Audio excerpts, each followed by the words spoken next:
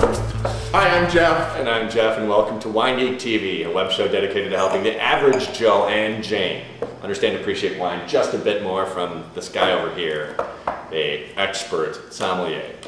What's our motto? If you learn one geeky wine tip per episode, Jeff, yes, we've done our job. Excellent. All right. New reading on it. Okay. Hey, here's the deal. Fruity versus sweet. Sweet fruity. It's not the same thing. Drives me crazy. It's become a pet peeve. Learn the language of wine. If you want the wine that you want, if you want to get the wine that you want when you go into a shop, saying you want a fruity wine does not mean you're going to get a sweet wine. If you're saying you want a sweet wine, you're not going to get something necessarily fruity. Okay, they're two different things. In fact, words mean things, don't they, Jeff? Yes, Let's they look do. up the definition of fruity. Fruity, according to the second college edition of the American Heritage Dictionary. It's got a picture of you. I knew you were gonna do. I was gonna do a joke. Oh, I was gonna say, one of us was going to do it. Okay, here we go. Of fruity, of containing or relating to fruit, tasting and smelling richly of fruit. But all fruit is not sweet. Exactly. Okay, so here we go. Let's start with tasting a fruity wine, okay? This is the Solemne Cabernet Sauvignon 2005 from Argentina. This should have a good fruit component. Fruity just meaning you're gonna get a good chunk of rich fruit.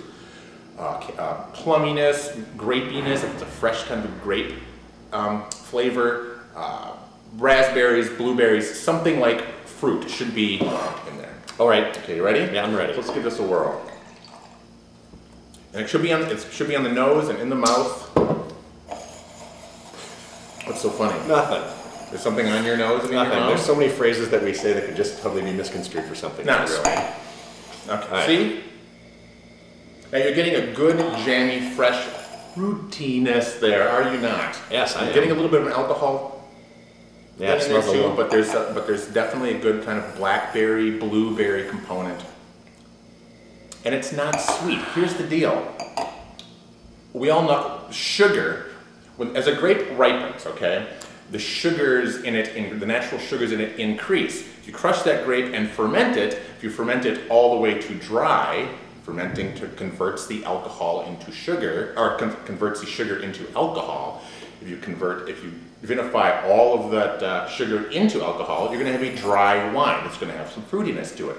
If, however, you stop the fermentation part of the way more through, sugar. you're going to have some sugar left in that grape or in that juice. Okay, so fruity. I'm going to taste it while you. Fruity should be more. It should have gone further through the fermentation process, right? Mm-hmm. Yeah. Okay. Mm-hmm. But you can still have a fruity wine that's sweet. But just asking for a fruity wine does not mean sweet. A little drier, with fresh fruit character to it. Little plum skin there. Blueberry. Long finish. I like this one. But then you get another wave of fruit on the finish, which is edging a little bit more towards the cherry. So anyway, fruity wine. This has a good fruit component to it. Mm-hmm. All right, let's see what the word sweet means. Mm-hmm. I wonder if it'll mean anything having to do with sugar. Yeah, I wouldn't classify that as sweet. No, it isn't sweet. Wow, it's fruity. Here we go. Sweet. Having a sugary taste. Containing or derived from sugar. Containing sugar. Now, let's taste the Saint Chapelle Soft Red from Idaho, of all places. What? From Idaho, of all places. Is this potato wine? No, I don't really know what's in it. It's the Snake River Valley red wine. Okay. It's a blend. Only like 10.5% alcohol, whereas the previous one was 13 plus. Okay.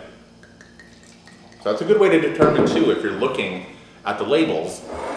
If you're looking at the labels, check out the alcohol percentage on the wine. If it's under 12, chances are it's going to have some residual sugar in the wine, giving it some sweetness, right? Does that make sense? That's a great tip. Okay. That's a great geeky wine tip. Okay. Can I throw that up there? Sure. All right. I already did. Okay. So let's give this a whirl. This should be nauseating, quite frankly, but let's give it a whirl. It definitely has a sweeter nose on it. Yeah, and you can see the color. I don't know if you can really see the color there, but it's a really kind of a soft purple. Very medium bodied. Have a little sugar content in there? Is it a sweet wine? Shocked. Absolutely. So if you go into the store and ask for a sweet wine, you're going to get wine with some residual sugar. Doesn't necessarily And lower alcohol, right? And lower alcohol. Doesn't have to be a dessert. Doesn't have to be considered a dessert wine either. So where does it say the percentage of alcohol on here? Oh, okay. Yeah, that's definitely sweeter. That's kind of nice. Yeah, that's okay. I mean, it's very medium bodied. Very. I mean, it has some balance. Sounds like grape juice. Yeah, it is. Yeah, but what's grape juice? Grape juice is unfermented, just squashed grapes that has all the sugar left in it. So there it is. So it's just about learning the language. So fruity is about having components and smell and taste of fruit, but not necessarily sweet. Sweet is more about more sugar in it because it wasn't fermented as far, less alcohol. Exactly.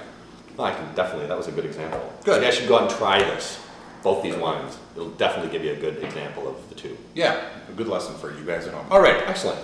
Do it. Special thanks to Wine Thief for letting us shoot in their store, Wine Thief at www.winethief.net on the internet, and of course in sunny St. Paul, Minnesota, and Mac Groveland. You can find their store, great little store, right in the heart of Mac Groveland. And a very special thanks to Zips Liquors in historic Minneapolis, www.zipsliquors.com. Aren't you associated with them? Yeah, I work there. All right, cool. Thank you very much, Jeff. Have a nice week. We'll see you later. Bye.